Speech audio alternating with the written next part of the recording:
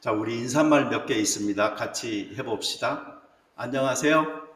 How are you? Shalom. Привет.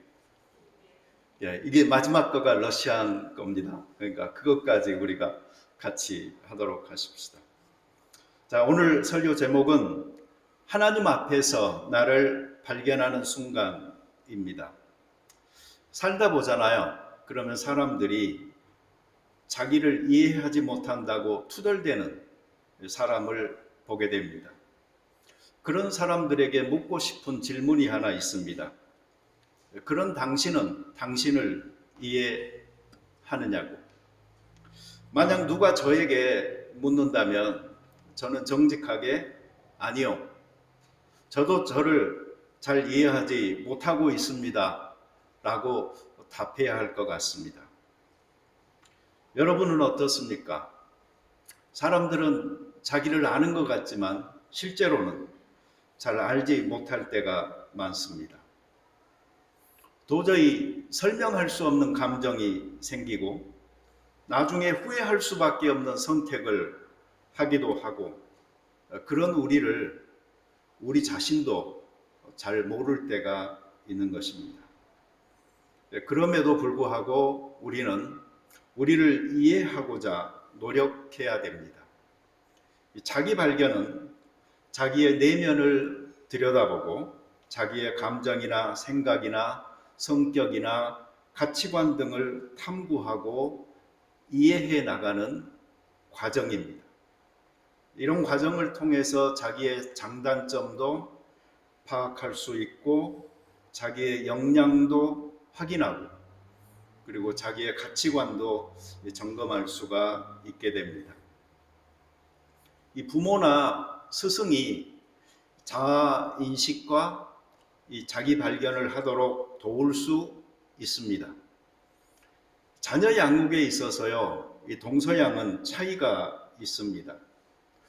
서양인들이 이해하기 힘들어하는 것 중 하나가 이 동아시아 문화권에서는요, 그 부모가 다른 사람들 앞에서 자기 자식을 의도적으로 좀 비하해서 말하는 경우가 많습니다. 사람들이 이게 너무나 신기해가지고 연구를 해보니까 이 동아시아 문화는 이 개인보다는 이 공동체적인 질서 그리고 가치를 중요시하기 때문에 그 부모는 자기 자식이 잘나서 어떤 질서, 공동체를 파괴할 것을 염려하고 오히려 자기가 자기 자식을 조금 부족한 사람처럼 낮춰서 소개함으로 말미암아 다른 사람들이 오히려 자기 자식의 좋은 점들을 알아주고 또 높여주는 이것을 하나의 그 문화처럼 자리 잡혀 있는 사회가 동양 사회다라고 찾아냈던 적이 있습니다. 어찌 보면 이것은 아주 고도의 전략이죠. 물론 의도하지는 않고 이것은 그냥 문화적으로 체득된 관습에 기초한 것입니다. 한국에서는 이제 좀 많이 사라진 문화죠. 그렇지만 노년층에서는 아직도 일부가 남아 있습니다. 그런데요, 호주에서는 그렇게 하면 자기 자식 앞길 막는 겁니다. 그러니까 자기 자식에 대해서 나쁘게 낮춰서 이야기하지 마시고 좋은 점을 높이고 다른 사람 앞에서도 자랑할 수 있게 되기를 바랍니다. 호주에서 그 육아와 이 교육 방식이 다른 거죠. 이 자녀들을 대하는 다른 방식은 자녀들이 자기를 인식하고 자존감을 갖게 되는 일에 영향을 미치게 됩니다. 호주에서 아이들을 키우면서 좋은 점이 있습니다. 지나친 경쟁에 아이들을 내몰지 않게 되죠. 그리고 아이들의 특성을 있는 그대로 편안하게 키웁니다. 그래서 아이들이 주눅들지 않고 구김살이 없습니다. 자신감도 있고요. 그렇지만 반면에 동양인들은 자식들에게 너의 최선을 항상 다해야 한다, 이렇게 몰아붙이는 것이 기본이기 때문에 아이들은 왠지 자신감이 없어 보입니다. 그래서 제가 양쪽을 일반화시켜서 단순하게 또 조심스럽게 이야기하자면, 동양 사람은 자기 자신을 다소 과소평가하는 이 경향이 있고요. 서양 사람들은 자기를 다소 과대평가하는 경향이 있습니다. 이 이력서에서 자기를 소개하는 방식도 다릅니다. 서양 사람들은 곧바로 나는 무엇에 관심이 많고 어떤 것들을 잘한다 라고 이야기하는 반면에, 동양 사람들은 직접적으로 자기의 좋은 점을 어필하기보다는 자기 출생지 또는 자기 집안 배경, 자기 학력, 이런 것들을 소개를 하면서 이 배경 중심으로 자기를 우회적으로 이해해 달라고, 알아달라고 이렇게 하는 경우가 많습니다. 때로 우리는 우리가 우리를 잘 모릅니다. 그래서 더하기도 하고 또 빼기도 해야지 정말 내가 누구인지 어떤 사람인지 알 때가 많습니다. 이 동서양에 관계없이 우리를 가장 정확하게 더할 필요도 없고 뺄 필요도 없이 있는 그대로 너무나 잘 알고 계시는 분이 하나님이십니다. 이에 더해서 그분은 우리의 창조주이시고 우리 한 사람 한 사람을 위한 계획을 가지고 계시며 우리를 사랑하기까지 하십니다. 하나님을 만나는 사람은 참된 자기를 발견할 수 있습니다. 그리고 하나님 앞에서 이루어지는 이러한 자기 발견은 진실한 것입니다. 오늘 본문에서 베드로가 예수님을 향해 주여 나를 떠나소서 나는 죄인이로 소이다 라고 말합니다. 이것은 그가 예수님을 하나님으로 인식한 그 순간 앞에 선 사람의 고백인 것입니다. 우리는 죄의 개념을 잘 이해해야 합니다. 그래야 거부감이 없습니다. 기독교에서 죄인이라고 할 때 우리는 절대로 다른 사람들과 비교해서 당신은 죄인이다, 나는 죄인이다 라고 말하는 것이 아닙니다. 또 우리가 살아가면서 범하게 되는 그 하나하나의 죄의 항목을 가지고 따지고 고소하는 것이 아닙니다. 그래서 우리가 쉽게 생각하듯이 죄인은 패배자 또는 열등감에 기초한 자기 존중감을 가질 가치조차 없는 그런 사람들이 아닌 것입니다.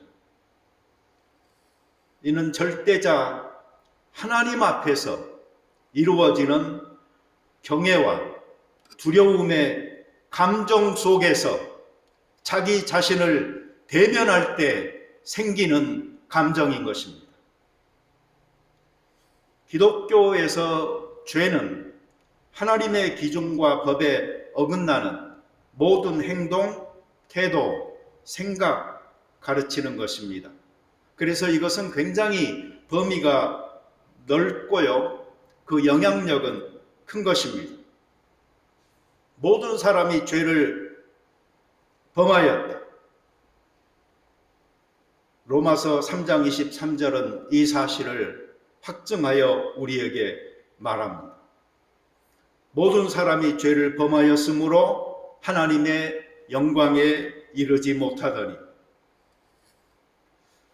우리는 하나님 앞에서 정직하게 우리의 있는 그대로 날것에 나를 봐야 합니다. 체면과 위선은 떨쳐버리고 때로는 보기 싫더라도 눈 돌리지 말고 하나님께서 보시는 시각으로 나를 발견할 수 있어야 합니다. 지금까지 나를 만들어 오신 하나님의 계획과 함께 나를 볼 수 있어야 합니다. 인생의 굴곡마다 함께 하시고 지켜봐 주신 하나님과 함께 나를 볼 수 있어야 합니다. 오직 하나님만이 참된 나를 아시는 분입니다. 그래서 지금까지 만들어줘도 나를 발견할 수 있어야 하고, 현재 있는 그대로의 나를 발견할 수 있어야 되고, 앞으로 하나님께서 만들어 가실 나를 발견할 수 있어야 하는 것입니다. 하나님을 만난 사람들은 그런 경험을 합니다. 모세는 떨기나무 불꽃 가운데서 하나님을 만납니다. 하나님께서 말씀하시죠. 이리로 가까이 오지 말라. 너가 선 곳은 거룩한 땅이니 내 발에서 신을 벗어라. 비슷하게 이사야 선지자는 성전에서 하나님을 만나는 경험을 합니다. 그는 스랍들이 선포하는 소리를 듣습니다. 거룩하다, 거룩하다, 거룩하다, 만군의 여호와여, 그의 영광이 온 땅에 충만하도다. 이사야는 압도당하고 탄식합니다. 화로다 나여 망하게 되었도다. 나는 입술이 부정한 사람이요, 나는 입술이 부정한 백성 중에 거하면서 만군의 여호와이신 왕을 배웠음이로다. 그때 스랍 중 하나가 제단에서 핀 숯을 가져다가 그의 입술에 대며 선포합니다. 보라, 이것이 내 입에 닿았으니 내 악이 제하여졌고 내 죄가 사하여졌느니라. 바울이 사울이었을 때 다메섹 도상에서 예수님을 만납니다. 그가 시내에 가까워졌을 때에 호련히 하늘로부터 빛이 그를 둘러 비춥니다. 그리고 이런 음성을 듣습니다. 사울아, 사울아, 너가 어찌하여 나를 핍박하느냐? 주여, 누구시오니까? 나는 너가 핍박하는 예수라. 바울은 나중에 빌립보서 3장 8절 9절을 기록하는데 거기에서 그는 이렇게 말하죠. 또한 모든 것을 해로 여김은 내 주 그리스도 예수를 아는 지식이 가장 고상하기 때문이라.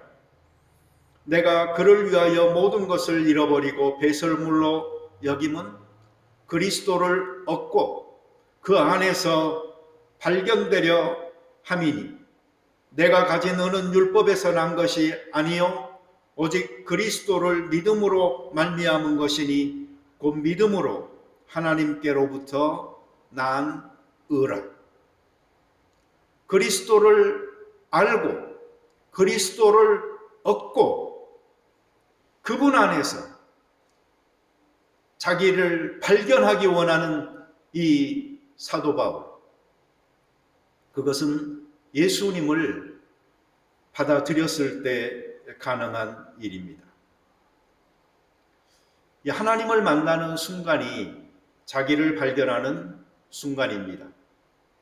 거룩하신 하나님을 만나면 우리가 죄인임을 알게 됩니다. 하나님과의 만남을 통해 자기의 죄도, 자기의 부족함도, 자기의 약점도 깨달을 수 있게 되는 것입니다. 이런 자기 인식은 자신을 더 겸손하게 인정하고 하나님의 사랑과 은혜를 받아들이는 기초가 되는 것입니다. 그래서 하나님의 사랑과 이 구원의 필요성을 이해하게 되는 것이고요. 이 구원이 예수 그리스도의 십자가에서 이루어졌으며 이 그리스도를 믿음으로 받아들이고 믿는 자에게 주시는 죄의 용서함과 새로운 생명을 그리고 삶을 얻을 수 있게 되는 것입니다. 예수 그리스도를 통해 우리가 새로운 삶을 살 수 있습니다. 하나님 앞에서 자기를 만나서 우리 속에 중심을 갖게 되잖아요. 그러면 우리는 우리들 자신뿐만이 아니고 다른 사람들과 환경을 점점 더 긍정적으로 보게 됩니다. 이웃을 발견하고 그리고 사명을 발견하는 것입니다. 그리고 확신 있게 자기의 삶을 살게 됩니다. 자기의 강점과 약점을 파악하고 적극적으로 도전하고 새로운 경험을 쌓아 나가게 되는 것입니다. 놀라운 일입니다. 베드로처럼 삶을 살면서 지속적으로 배우면서 성장하는 길이 바로 하나님 안에서 나를 만났을 때에 가능한 일인 것입니다. 이쯤에서 좀 정리를 해보십시다. 저는 자기 발견에는 세 가지 종류가 있다라고 생각합니다. 첫째는 하나님 앞에서 나를 만나는 경험. 이것을 저는 겸손한 자기 발견이라고 부릅니다. 죄인이라는 인식에서 시작하기 때문입니다. 자, 그러면 나머지 두 개는 뭘까요? 그것은 겸손의 반대말 두 개를 떠올려 보십시오. 하나는 교만한 자기 발견이고 또 하나는 비하한 자기 발견입니다. 겸손하게 자기를 발견하지 못하는 사람은 교만한 자기를 발견하든지 아니면 비하된 자기를 발견하든지 하는 것입니다. 자기 발견은 꼭 필요하지만 잘 이루어져야 합니다. 잘못될 수도 있기 때문입니다. 참된 발견을 하지 못하면 거짓 발견을 하게 됩니다. 사탄이 속삭이는 거짓 자기를 발견하면 그 결과는 무섭습니다. 죽음에 이를 수도 있습니다. 이틀 전에 ABC 뉴스에서 본 내용입니다.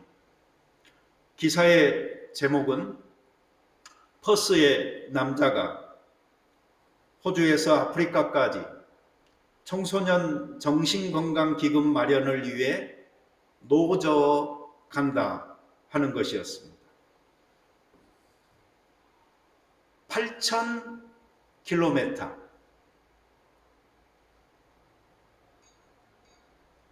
이 먼 거리를 도로가 아닌 바다 위에서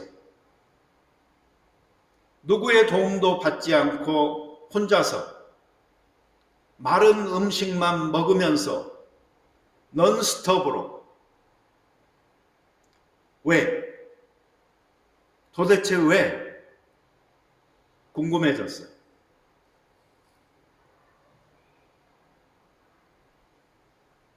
그의 말들을 소개합니다. 2년 반 전에 저는 집에 돌아와 제 딸 제시카가 토하고 있는 것을 발견했습니다. 그녀는 사과하고 있었지만 무슨 일이 일어나고 있는지 저는 이해할 수 없었습니다. 그녀는 자기의 생을 끊으려고 했습니다. 운이 좋아서 살았지만 어떤 부모는 집에 돌아와 자식이 토하는 모습이 아니고 자식이 자신의 목적을 달성했다라는 사실을 발견할 수도 있습니다. 저는 그 고통을 겪는 부모를 상상할 수 없습니다. 이분은 자기 딸이 정말로 용감했고 그리고 이제는 다른 사람들을 도우려고 한다라고 말했습니다. 제시카는 매우 용감합니다. 자신의 이야기를 공유함으로 다른 사람들이 정신 건강에 대해 배우고 동료를 도울 수 있는 기회가 있다라는 것을 깨달았기 때문입니다. 만약 우리가 한 명의 부모가 자식을 잃는 고통으로부터 구해낼 수 있다면 그게 제가 이 일을 하는 이유입니다. 참 발견이라는 것은 교만도 아니고 비하도 아니기 때문에 있는 그대로 자기를 발견하는, 하나님 앞에서 자기를 발견하는 이것이 바로 겸손한 발견입니다. 이렇게 겸손한, 있는 그대로의 자기를 발견한 사람은 실패를 두려워하지 않고 실패를 하더라도 배우고 극복해 나갈 수 있습니다. 이것이 예수님께서 우리에게 주신 힘입니다.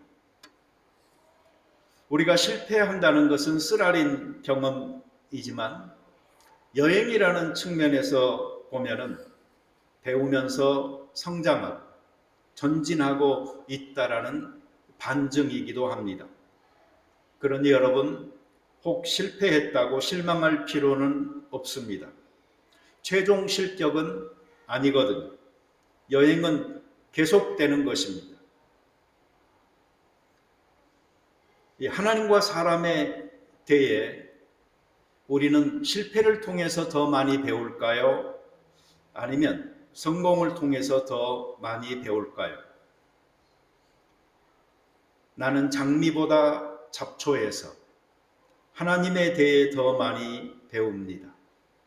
솟아오르는 회복 탄력성, 가장 작은 희망의 틈을 통해 콘크리트의 절대성에서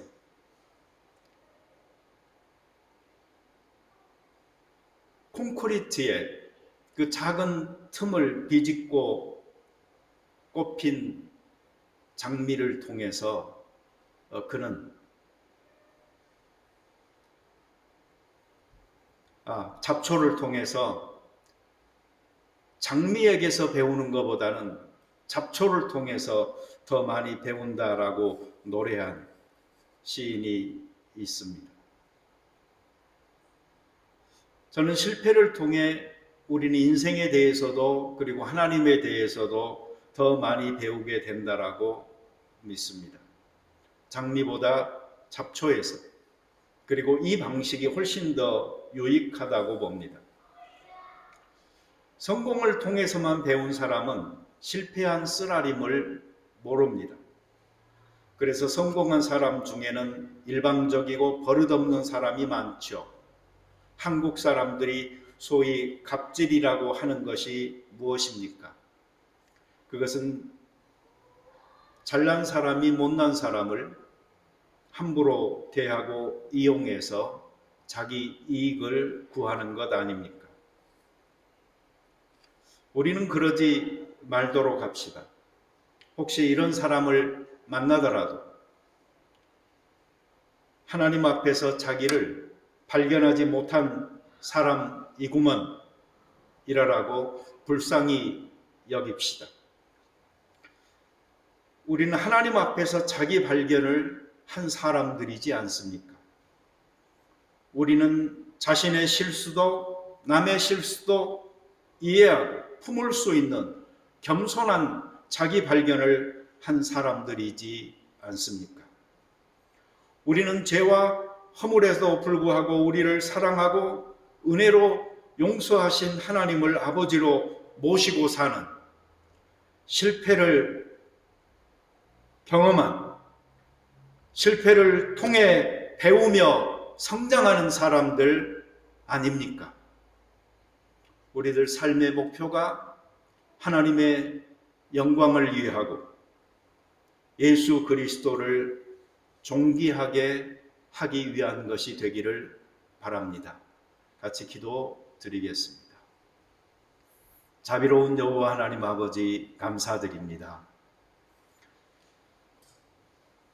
우리 살아가는 삶의 목표가 자기 성취를 통하여 자기 만족을 구하는, 남과 비교되어져서 상대적으로 흡족한 삶이 아니고 하나님 앞에서 하나님의 영광을 구하고 그리스도의 존귀케 됨을 위하여 크리스찬의 덕을 실천하는 내용들로 가득 차게 도와 주시옵소서. 그리하여 우리에게 닥치는 실패나 성공이나 이 모든 것들을 통하여 우리는 끊임없이 배우면서 앞으로 전진하고 성장하여 영적 거인들로, 그래서 시몬이 베드로가 되는 경험처럼 바뀌어 나가는 귀한 여정을 사는 저희들 되게 도와 주시옵소서. 예수님의 이름으로 기도드립니다. 아멘.